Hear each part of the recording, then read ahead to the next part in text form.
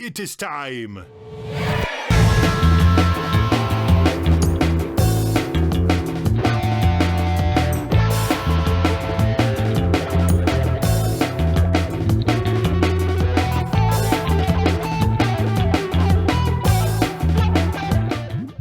Just sitting here on a lovely Sunday afternoon. We're here with Galaxy Jams Reacts, listening to music with Jonathan Colman from Muscle Tough. Oh, yeah. Thanks for joining us, Jonathan. Happy to be here, guys. Yes, we're going to be listening to Consider the Source. What do you know about Consider the Source? Have you ever seen them live before? I actually was just playing with Jeff maybe like a week or two ago. Oh, sweet. Oh, that's their drummer, right? Yeah, and Jeff Mann and Muscle Tough and Consider the Source have shared a few bills and gotten to, be chummy behind the scenes, and they're all sweet guys and just so talented.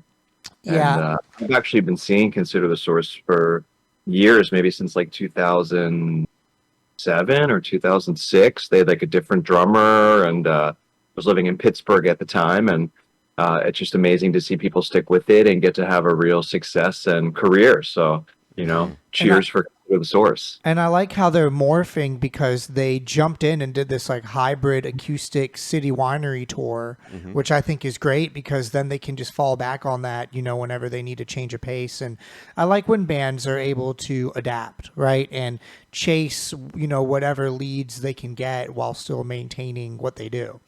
So, Consider the Source, a three-piece powerhouse. The first time I ever saw them, the only thing I was thinking was like, man, I need to practice. Right. These guys are unbelievable. So this is from their 2019 album, You Are Literally a Metaphor.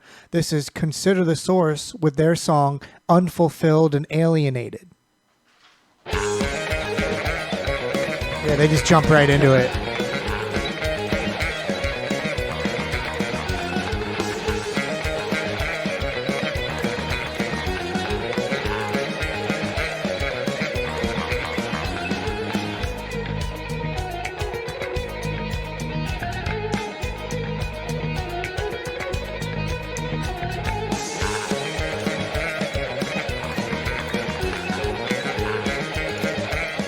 It's so insane. Also, the fact that they're doing it in this costume. Right.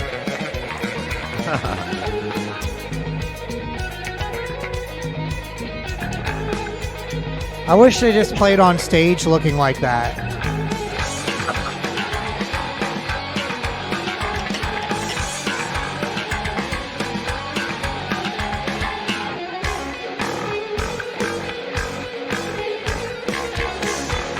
It's so sweet.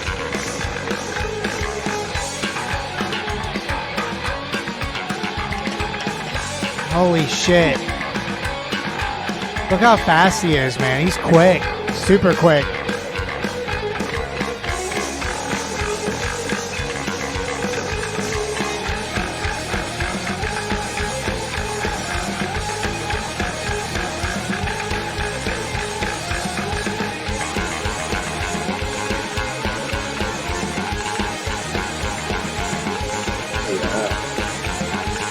I love their Eastern European folk music flair they always have going on. Yeah, like really Mahavishnu cool. Orchestra. Yeah, like it's that really kind That was of a great vibe. pause, by the way. Whoever just picked that pause moment. That was me. Yeah, EJ. Yeah. We're learning. We're learning here. I was like, where am I going to pause this? Where am I going to pause this? It's always like an art. Yeah, and I like how they each have little hats. That's like their own little flair. And I feel like conversation about this band is one of those bands that it demands that you talk about each member separately, because it's like you could just talk about them as a unit like most bands, but like, dude, like each of them just brings so much to the table, right? So what does this make you think about when you watch this, Jonathan? Well, there's a lot of cool influence that I hear. There is this bass player named Jonas Hellborg and a guitar player named Sean Lane, and they've had a couple different drummers, but another one, Jeff Sipe, and they had this record called Zen House, and they did a lot of playing. So I'm hearing that type of vocabulary and tone, but then there's also a little element of Rush to it, to me. Right. John's tone is like really grindy and high mid present, and reminds me of Geddy Lee and really cutting through the mix, and it's just super impressive because I'm not finding myself worrying about meter or trying to count. It's still really grooving, even though it's going through all these crazy odd permutations and stuff. And like I said, doing it in these costumes is no joke. I mean, you had said you'd like to see them doing a whole gig like that. And I can't imagine playing this music with an obstructed vision.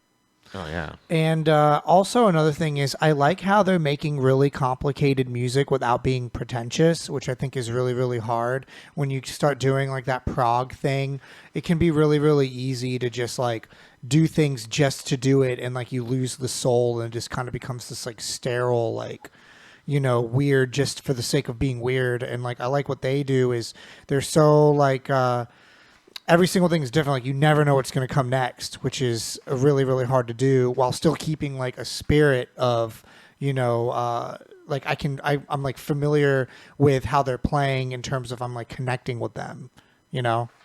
Yeah. What do you think, EJ? I think they're amazing musicians that make me, like you said, want to go home and practice. Yeah, especially their bass player, John Ferreira. Is that how you say his last name? Yeah. Yeah, he's reminds me a lot of like Victor Wooten, and also a great person like Les Claypool. Like Les Claypool is like doing his thing, but then sometimes he'll just jump out and be like a shredding god for a second, and then you're like, oh, that's why he's hyper famous, Right. You know, because he can do that, and like I see that in John too. Agreed. That's funny. Whoa! They still look like aliens.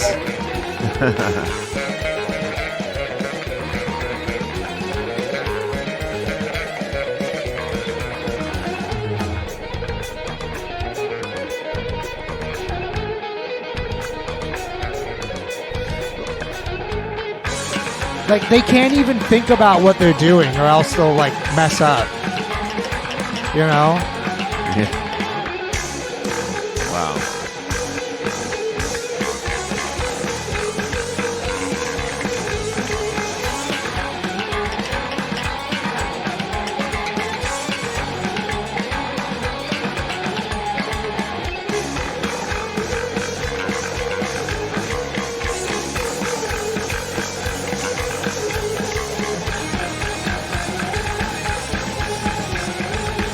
Yeah, no, he is. His speed.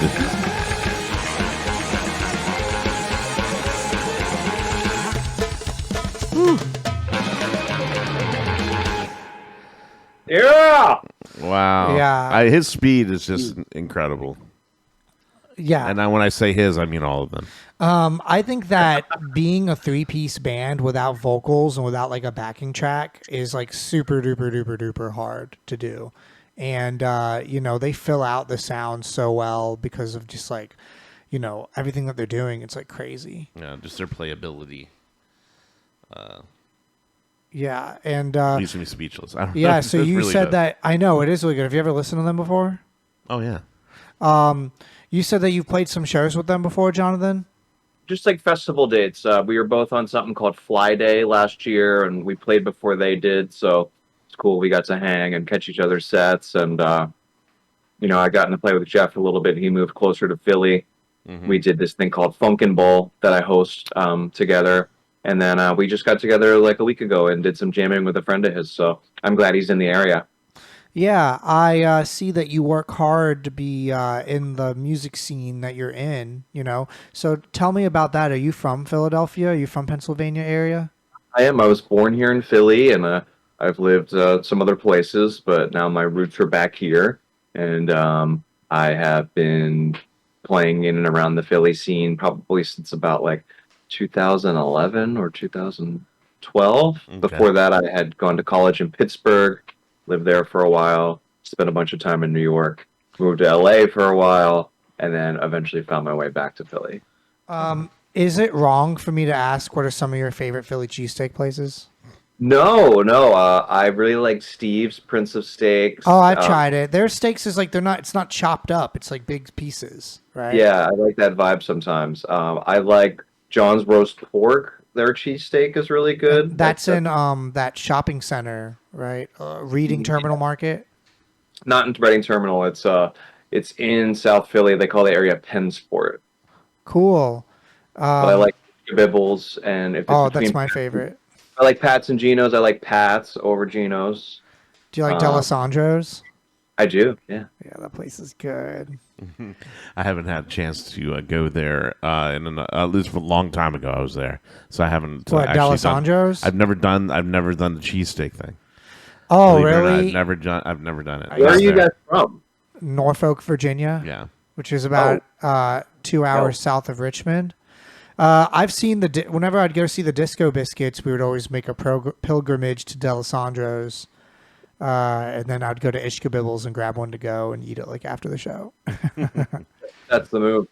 Yeah, very good. Yeah, I'm hungry. Yeah, because I didn't have lunch yet. I really like Consider the Source, and I think that they are hardworking guys, and I think that they're exemplary of, like raw talent making it, and being a metric for success is, definitely one of the reasons why they're successful is because of how good they are, not just because of their branding or like their team or like whatever, Mm-hmm. Mm-hmm.